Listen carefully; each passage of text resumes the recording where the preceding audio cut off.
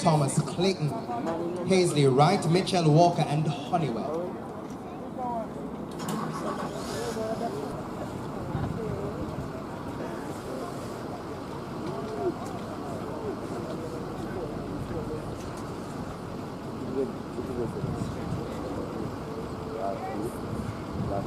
Finally sent about their business there. Eyes there on lane 3. Tina Clayton traveling well.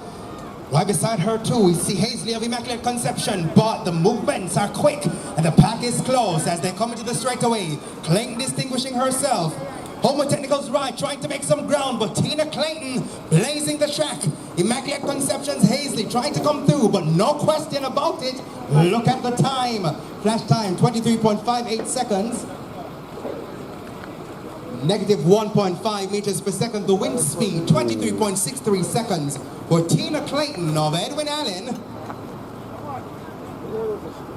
24.33 seconds for second, Hazley of Immaculate. And fourth goes to Brina Wright, Homewood.